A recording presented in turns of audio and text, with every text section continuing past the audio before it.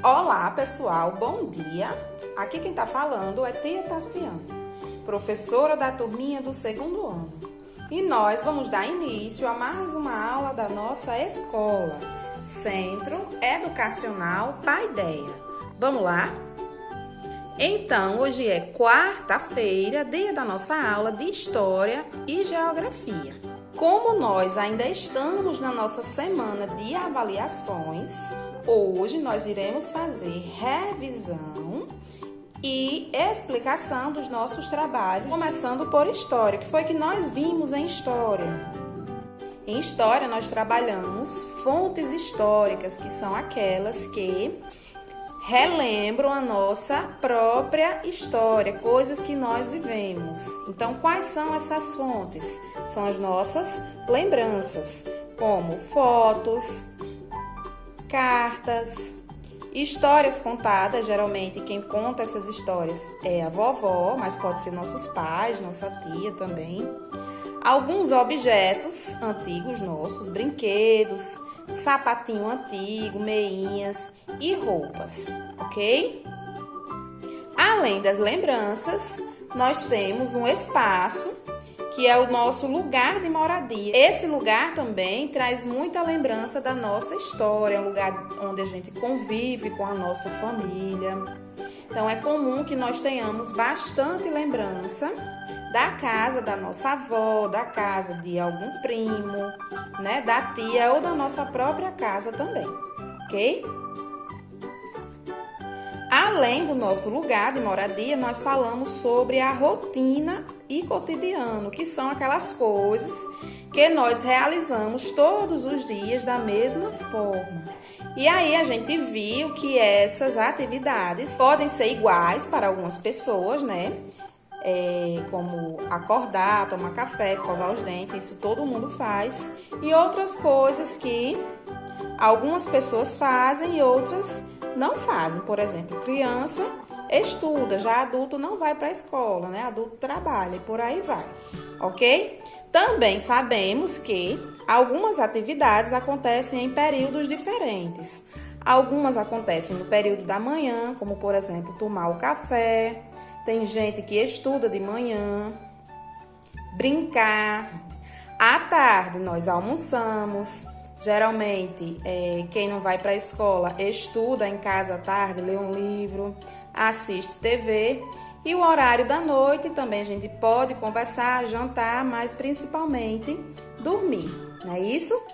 Além disso, nós falamos sobre o nosso caminho para a escola. A gente viu que no caminho para a escola nós encontramos algumas pessoas, passamos por outros estabelecimentos. E aí essa condução de casa para a escola pode acontecer de formas diferentes. Tem gente que vai de ônibus para a escola, tem gente que vai de bicicleta.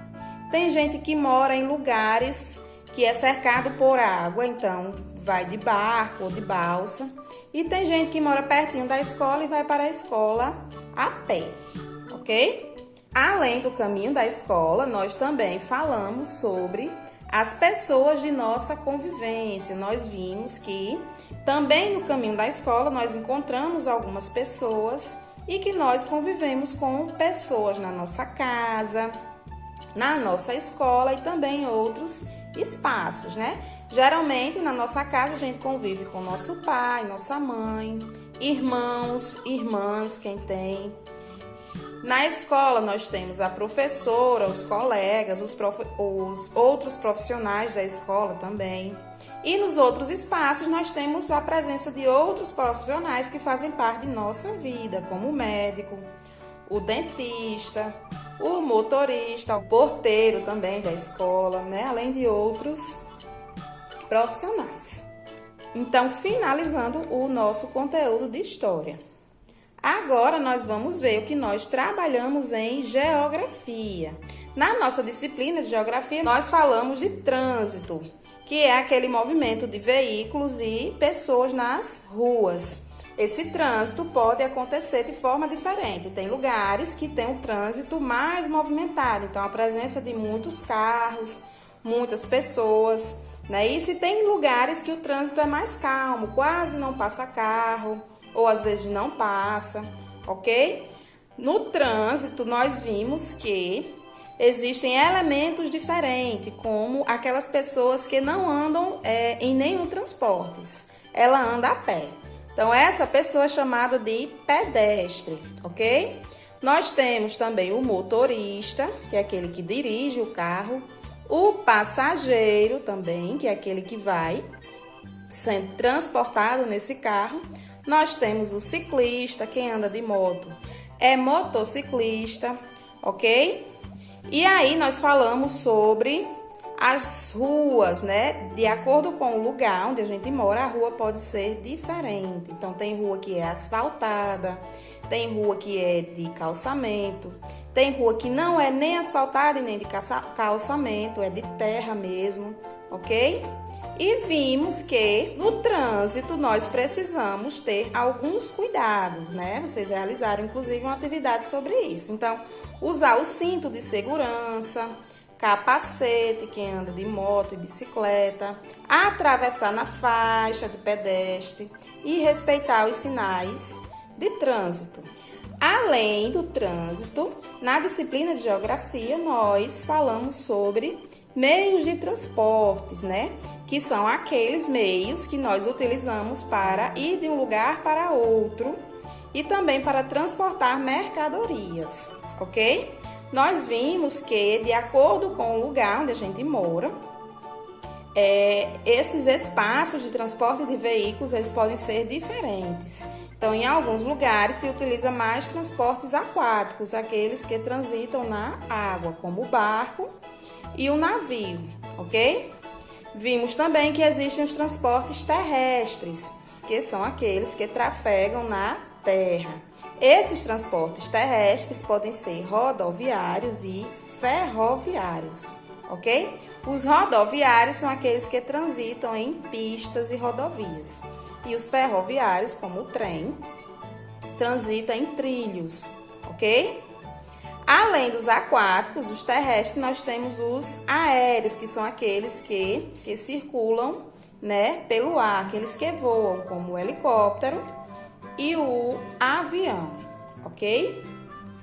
Além disso, nós também falamos sobre meios de comunicação. Comunicação é uma troca de mensagem entre as pessoas, ok? E aí a gente viu que isso é importante porque através da comunicação nós ficamos informados, né?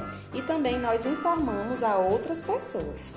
Nós vimos também que nós utilizamos diferentes formas de comunicação, como por exemplo, a comunicação gestual, né, na linguagem dos sinais, a comunicação escrita, como a revista, o jornal, o livro, né?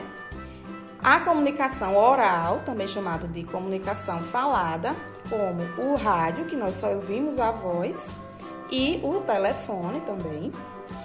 E a visual, aquela que a gente vê. Então, aqui também pode ser visual.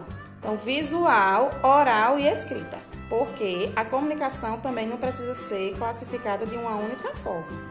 Então, o computador, tanto a gente ouve coisas, como a gente fala, como a gente lê.